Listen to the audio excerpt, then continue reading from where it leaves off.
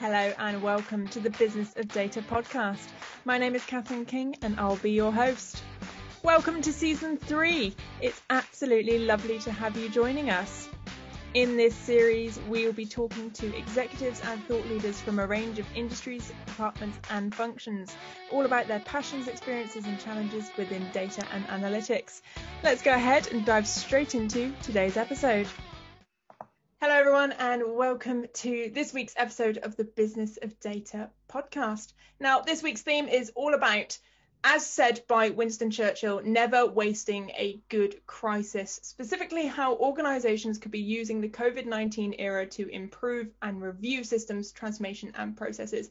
Now, of course, we certainly won't be taking away from the challenges and heartache that this period of time is causing everyone, but rather looking on it in a positive light as to what organizations can really do to make the best of a really awful situation. Felt like I had to get that one in there early. Now, to chat about how we can do this, I have brought in Matt Lovell, who's the Data Analytics and Insight Director for Eurostar. Now, Matt is a frequent speaker for us over on the Crinium events side, so I'm sure at some point you would have seen him speak. But if you haven't had the chance to meet him, then just a few intro facts to get us going. As I say, since April 2018, Matt has been Eurostar's Data Analytics and Insight Director, but prior to this, he has worked in a number of well-known brands, including Thomas Cook and Jack Wills.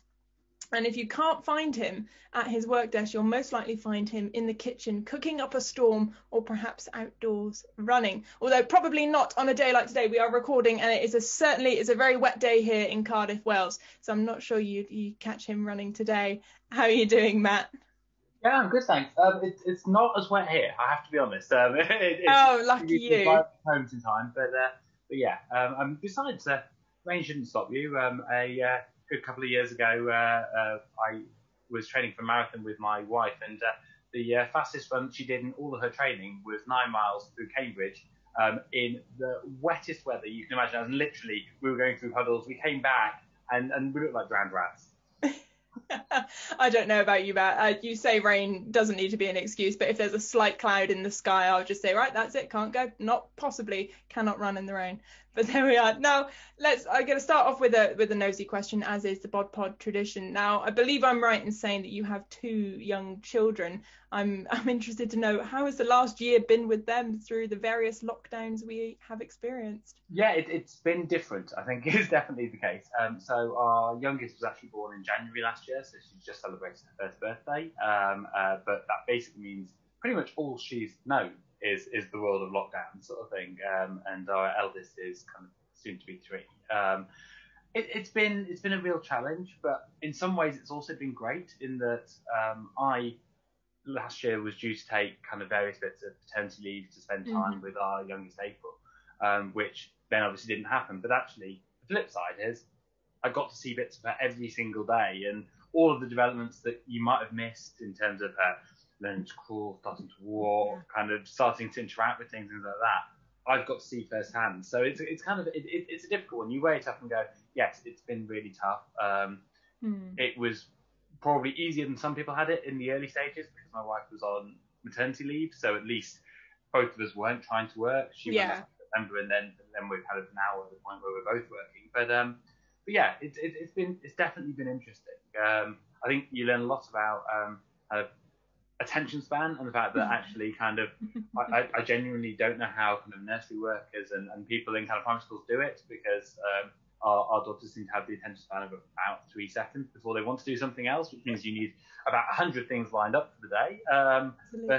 But yeah, it's been great, and we've become very good at kind of hunting out kind of quiet, small play parks that we can kind of run to with the girls. We've got 2 running buggies, so we kind of tend to do that when we actually get a chance. And yeah, it's been good. Good, and I think that sets the tone so well for this episode, because I must admit, Matt, when we spoke about this theme before jumping on to record, you have that sensitivity. You don't want to say, it's provided all these opportunities, which, in some ways it has, but not obviously, downplaying the challenges as well. But I think you've perfectly summed it up there in your personal life, that actually there are some silver linings to this situation, despite the fact that it has been incredibly challenging in other areas. So in that tone and in that spirit, let's dive into this topic. Now, if you could set the scene for me. You, I believe, implemented a new inventory system pretty much days before we went into the first lockdown for COVID back in March 2020. How have you dealt with that? Yeah, so for basically the previous 2 years, we've been planning this migration to a new inventory system. We were using a quite archaic kind of train inventory system that has been around since the kind of 1950s, 60s, and hadn't really developed at the rate that we needed it to. So we had all our plans to move over to a solution called S3, and we did it on the 13th of March 2020. Now, if we look at the people travelling with us, pretty much the last date that people travelled with us was the 13th of March 2020, with kind of things sliding off rather rapidly thereafter. Yeah. So it's definitely one of those ones where you kind of go, had you known the future, we may well have not done it. However, had we not done it, we probably wouldn't have managed to implement that by now, sort of thing, because of the volumes of people furloughed, the kind of complications of trying to coordinate that alongside everything else that's been going on. So it's kind of one of those things where there's very much kind of positives and negatives. I think what we learned from it was, despite our kind of best efforts and kind of, as I say, the best part of 24 months of planning, we did some things very well. We missed a lot of elements too, sort of thing. Okay. So we implemented a solution that, on face value, in terms of the front end, in terms of could someone buy a ticket, could someone check into the train, could someone travel with us, could the data go through our various systems? Yes, big tick, it worked for the vast majority of those cases. In terms of when you then start looking at the back end of, if anything goes wrong, is that information about the customer available, connected, usable? Less so. Similarly, are we able to provide third parties with the information they needed about those customers through that inventory system? Once again, not to the same extent. So I think it took us until the best part of July or August last year, so 5 months on from the migration, to get to a point where we could even provide some basic reporting to some of our largest partners. And it just kind of demonstrates to you that actually data was a key component, but I'm not sure it was the kind of essential component of everything that we were doing through that project. And I think it really made the business kind of look again and kind of go, we need to be a bit more careful next time, because we had a data workstream. Yes, we made sure that certain things were done, but actually we didn't make sure the data ran through every single part of the project. And I appreciate it's difficult to do that, and I'm sure there were lots of people nodding and going, yeah, kind of almost that's an impossibility. But it's certainly something where we've become a lot more mindful of it. Absolutely. So lots of lessons learned there. Now, I'm keen to know, obviously, implementing it on the brink of such a strange and bizarre time, how did your teams respond to such a challenge? As you say, there were some, really great elements of this project, some not so great elements. So how did they deal with that challenge? I think a lot of it was the kind of fallout. So obviously, within days, people didn't want to travel. They wanted refunds, they wanted to exchange, they wanted a way of basically saying, I'm not going to be on that train and I don't want to lose my money. And that created a whole manner of new kind of situation scenarios for us that we hadn't necessarily planned for previously, sort of thing. So it was a lot of things that we kind of went, okay, we've got to systematically work through these. So a lot of it was going, right, how quickly can we take stock of where we are and go, this is the situation, these are the things that are as they are, here's a priority list of the things that we need to fix. And then particularly bearing in mind that at that point, the government also introduced their furlough scheme, and Eurostar, as with most companies in the UK, moved to furlough a lot of their employees to go, actually, we need to cut costs at the moment. We've got no one travelling with us. We can't afford to have everyone working full time, sort of thing. Given that restriction, how did we make sure that the priority list was aligned across all teams? Because otherwise, every team had certain things they wanted to do, and things just kept getting stuck because you'd done your bit, it got moved to the next team, and they said, oh, that's not even in my top 10, so I'm not going to be able to look at that. And it was a clear kind of disconnect where you went, actually, we've got to get used to remote working. We've got to find ways to go, how do we more closely align, particularly when we've got this kind of reduced capacity? Absolutely, and it's certainly a theme I've heard on the Bob Pod before.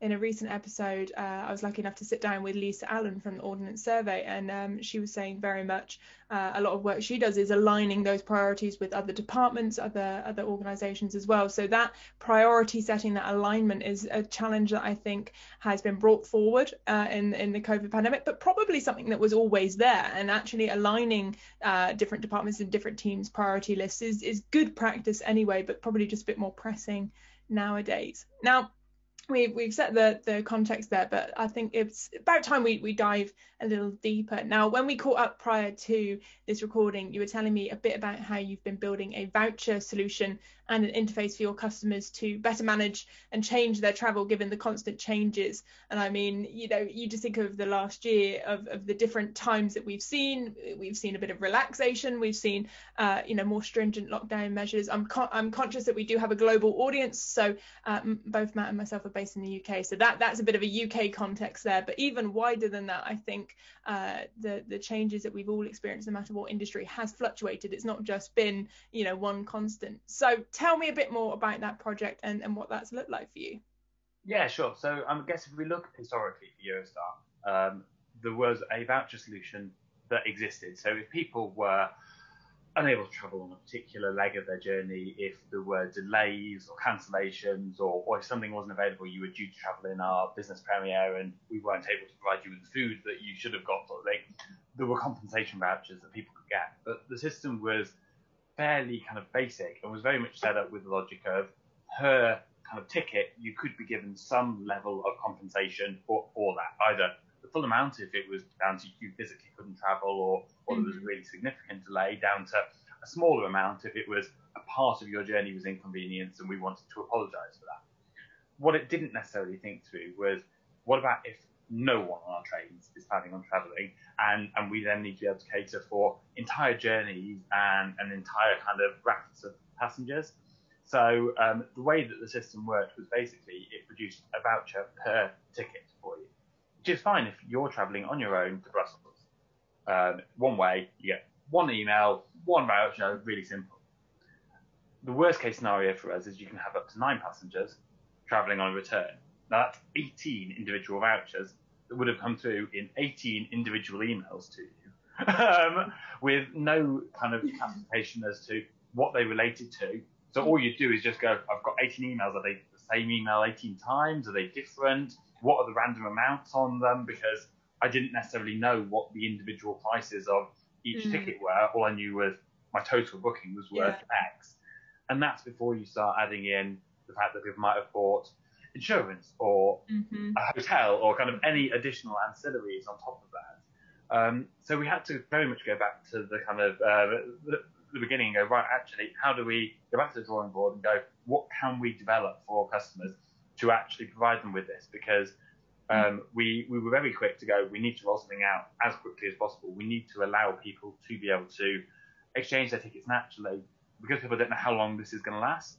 They would rather exchange it for a voucher than they would say, I'll move it 2 months in advance and then have to go, I've got to move it again and again and again.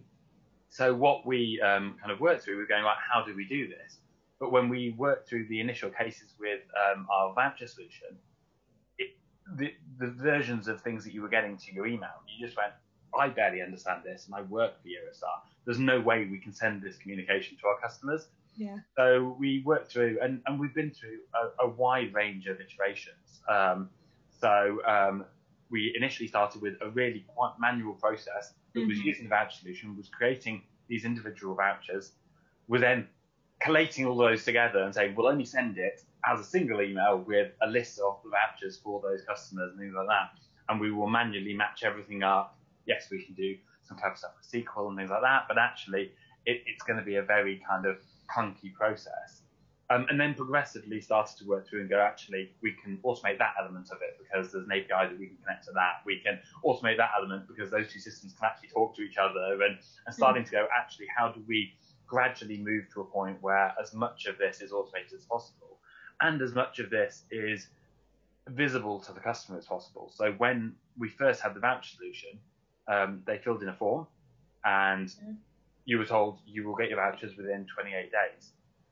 And then it could have been radio silence for 27 days, depending on how long it took for us to process those vouchers. Now, most of them were being processed within a few days, but if there was any complications with your booking, if there was anything where it was an edge case, it was slightly different to the others, it might need more manual interactions, more kind of capacity to go through different teams. And so it could take that full kind of months period to a point where in October, November time, we actually have now managed to implement a solution that they log on to their booking online and they there and then have the capacity to be able to request a voucher, make an exchange, and it happens simultaneously. So literally, while they're on their kind of booking, they can make those changes. They will get the email within seconds, and it has made it much easier for customers to go, I understand what's going on, and also to be able to tailor things so that if people's trains are cancelled, they're in a very different situation to if the train's running, but I'm just not sure I want to actually travel.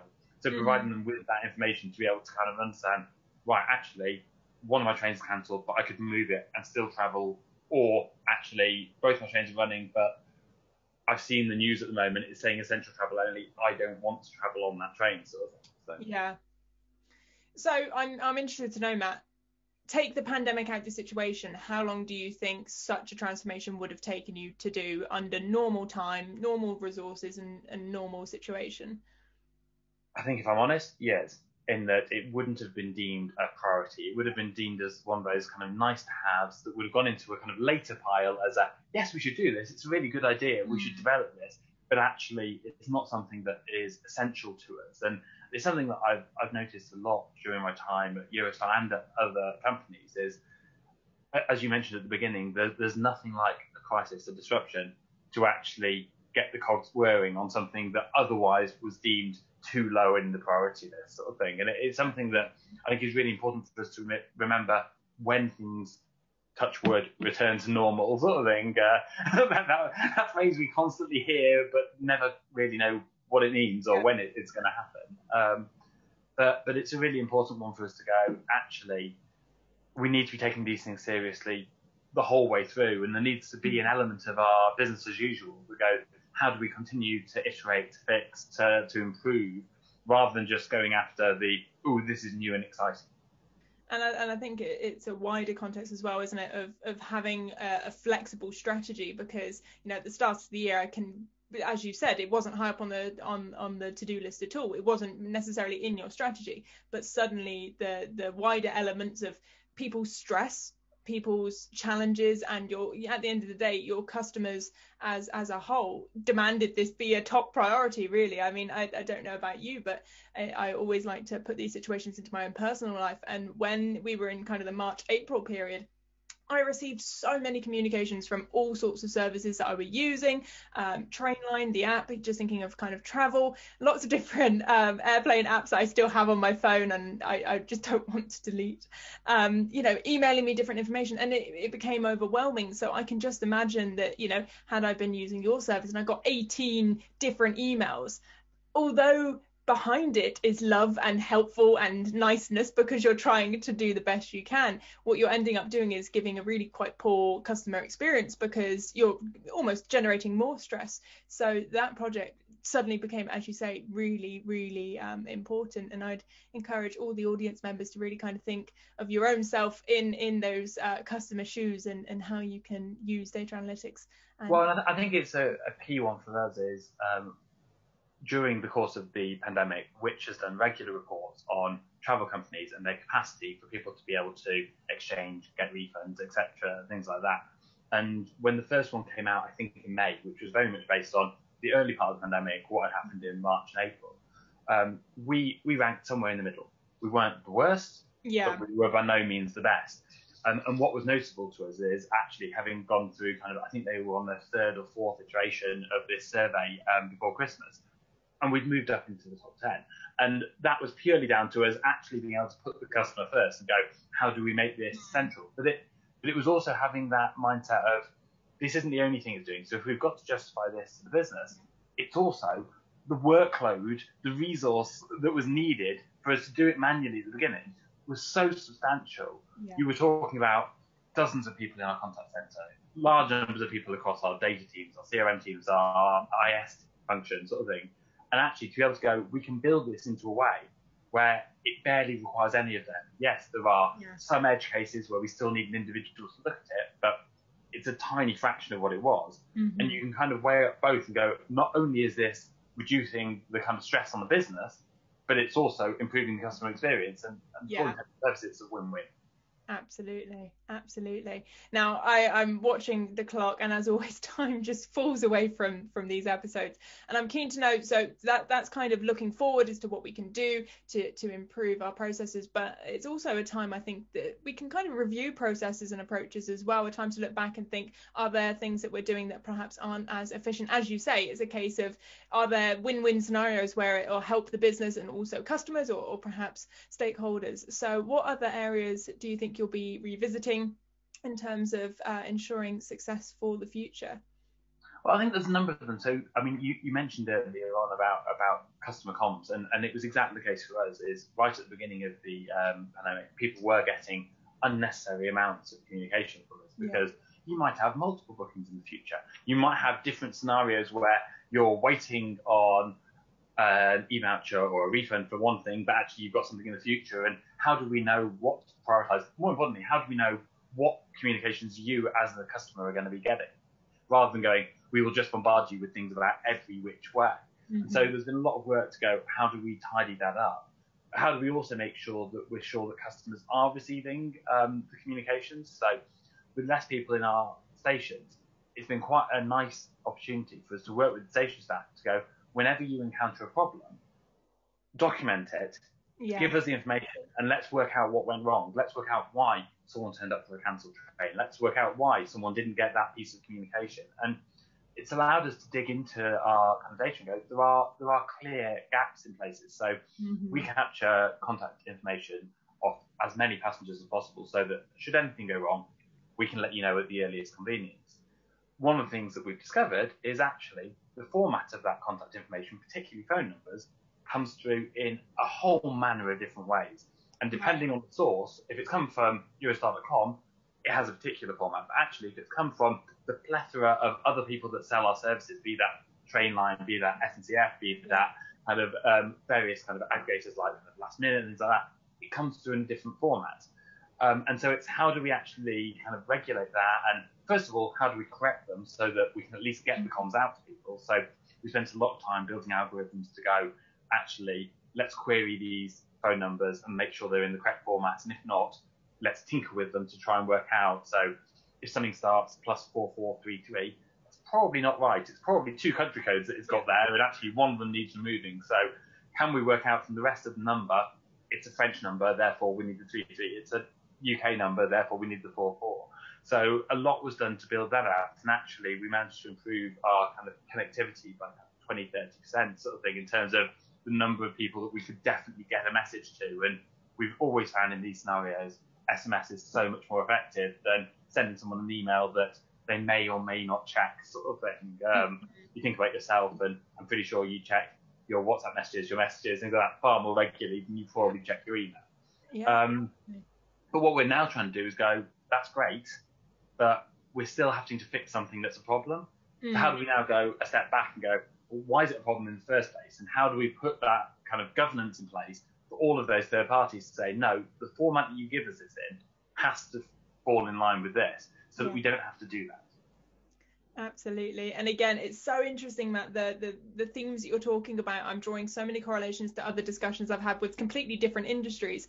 I chatted to Tim Carey, who's a health executive in the US, and it's exactly a challenge he's been dealing with, in the fact that they've having to report massive amount of data to the government on COVID, and it's coming from all the different hospitals and care places in so many different formats, and he's got to somehow put this together. And in the beginning, just the same as your story, where it was kind of, okay, well, let's format this correctly, and then actually in the end it was a case of, hang on, why am I receiving it in so many different formats? Right, you now have to change it, and that process could then make sure that they had the most up-to-date COVID data. So it's really interesting what you say there, and actually how I think loads of people in the audience are going to be able to apply those sorts of stories and those learnings to really question, why are these challenges occurring, and being able to go back. Now, well, I think the opportunity at the moment that we have is it's a different type of urgency. the one advantage we've got at the moment is all of the projects that we would normally be working on are largely on hold at the moment.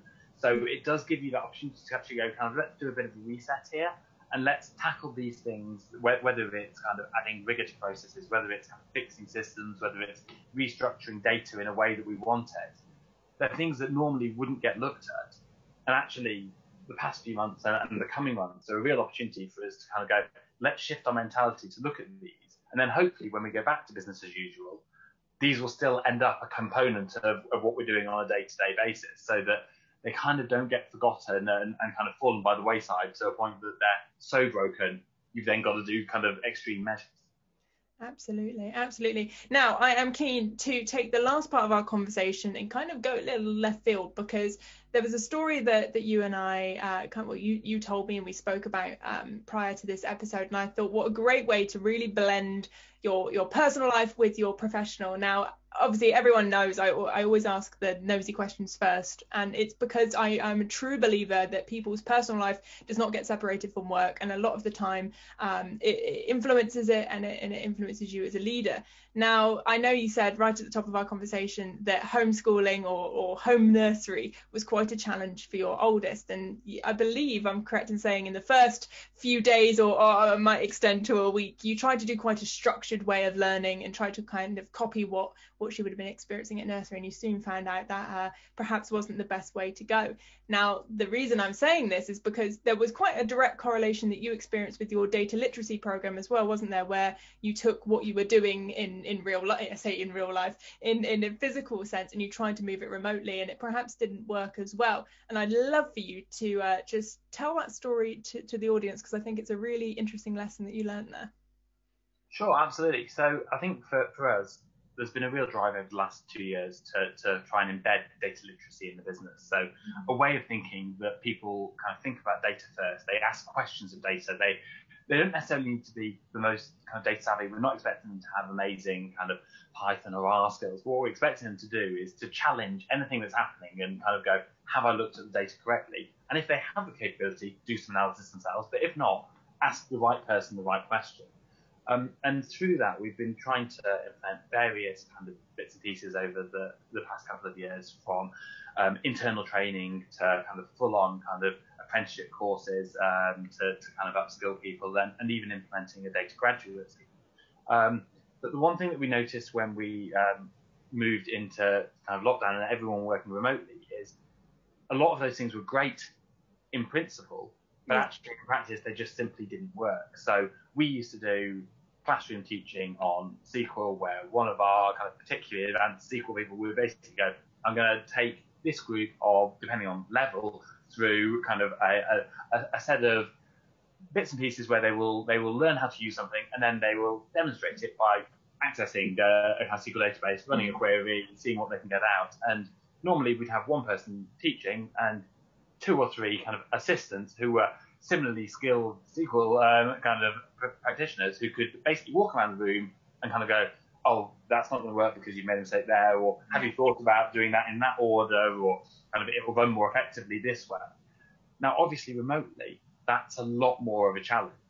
And particularly when you also think that those classroom teaching, it was often quite extensive. So you might do a full morning or even a full day of kind of teaching. That wasn't possible in kind of the remote environment. People get distracted. There are other things going on. And I mean, if people have got their cameras on, you can see. But even then, they could be doing things on their computer that are nothing to do with what you're trying to teach them, let alone if they leave their computer and go and do something else. And then you think about all the people who actually haven't even got their cameras on, and who knows whether they're actually there or not, sort of thing. And it becomes a real challenge. And I think for me, that was a complete correlation with our daughter. We had these things planned out. One of the ones that I remember kind of vividly was we'd seen that if you take a 4-pint milk container, you can basically turn it into an elephant. And if you get loads of Post-it notes of different colours, you can turn it into Elma. Look, brilliant. She loves Elma. She's going to have a fantastic time for all of about 25 seconds. At which point she was bored of sticking Post-it notes onto the elephant. And you comment, you've done about a tenth of it. And it was one thing that, do you persevere? Because we get things back from nursery that look spectacular. Yeah, so, exactly. And we ended up finding with her that there were 2 ways that you could do things. if you wanted her to complete it, then what you had to do was just break it down and go, right, over the next 2 weeks, we will do 5 minutes at different points sort of thing, and eventually she will have completed it, and we know that it's 100% her effort and things like that. Alternatively, there are things where we go, we kind of need to get this done now. She loves baking, mainly because we've made it quite clear to her that if she wants pudding, she's got to cook it. And therefore, she always wants pudding, so she always wants to do some baking, whether that's scones or crumble or cakes or all sorts of things. But her attention span to be able to do that isn't there. So we very much end up going, we will do this part with her. We'll then let her run around the kitchen playing while we do something else until there's something more exciting that she can do. So she loves mixing things together. She loves licking spoon. She loves cutting out kind of anything in shapes and things like that. Does she really want to have to do something that's going to take 10 minutes of doing X? Not really. She's quite happy for mummy and daddy to do it in the background, but she'd rather be doing something else, playing with something else. And we end up just going, let's split those things out and go, actually, this is how we need to engage you. And for me, it's the same with people at work. There are people where you really need them to get it, where actually you're training them on something that's quite complicated, is that, in which case it needs to be done in bite-sized bits. Doing 20 minutes to half an hour is fine. Trying to do something for 2 hours, most of them won't still be there. And also doing things in slightly smaller groups is much more effective. Whereas actually for some of our kind of more senior people, it's very much that actually I'm going to take up 5 minutes of one of your meetings to show you something. You don't care about the underlying works of it. Yeah. And actually for me to get it so that you remember it and are using it regularly, you probably need that to happen 3 or 4 times over the next 3 or 4 weeks sort of thing. And we can just time those in. So it kind of felt to me like there was a real kind of correlation there between the two. Absolutely. And that's exactly why I wanted you to tell this story, because I feel like everyone can apply a milk carton elephant scenario to their own work life, and actually remembering the human element of data and data teams as well is so important. So as opposed to your daughter where there's lots of exciting shiny things she could be doing, the stresses and wider context is that your team are feeling is the kind of correlation to that example. You know, at the end of the day, where most of us are still remote working in some element, and you don't know what's going on behind. So trying to do things that they may not be completely bought into, you have to have that wider awareness. So I think that's a really good example of how you can take something that you need to do, but adapt it to the current situation that we're in. So thank you so much for that. Now, final question, Matt, before I let you go today is, if you could go back 5 years and offer yourself a piece of advice, whether that be professional or personal, what would that be? Oh, I think for me, on the kind of professional side of things, it would be very much around, there are going to be difficult people that you work with, and don't shy away from that. In the kind of, I think when I was more junior, I quite often would go, actually, I find that I don't agree with this person, or this person doesn't want to work with us on X. So therefore, I'll work with all the people that do want to, and that means that we can achieve things and continue progressing. But that person's still there. And actually, part of it is probably that they just don't understand what you're trying to do or why it's really a benefit to them, sort of thing. So I think it is one of those things of, you need to build those relationships and go, how can you actually break down that? You're never going to get everyone 100% on your side, but actually, let's at least get to a point where you understand each other and you understand what you're both trying to achieve, so that you don't have that as so much of a barrier. Absolutely. Brilliant. Well, thank you so much, Matt. It's always a pleasure catching up with you. Thank you for giving me so much of your time for the Bob Pod today. No problem. Wow, there we go. What a great conversation. And I think it's quite clear from just chatting there to Matt that there are many silver linings to this very challenging time, and actually not just a time to look forward about what we need to do to adapt our strategies, just as Eurostar have done there with their vouchers for their customers, but also a time to look back and look at perhaps the processes that aren't the most efficient and how we can change those to make sure those resources are being best used I think out of all the conversations I've had with data leaders is that demand is higher than it ever has been and will continue to be. So making sure that resources are always being used to their most efficient level is definitely a high priority. And I love just finishing off that conversation chatting about Matt's experience with his daughter and nursery and how he had to adapt her learning and how he had to do the same thing for the data literacy program as well. I think that's really, really interesting. As always, make sure you subscribe to the Business of Data platform to be first in line for our thought-leading content, and do make sure you're following us on socials as well so that you're able to engage and connect with thought leaders just like yourself. For now, stay safe, stay well, and we'll see you next time.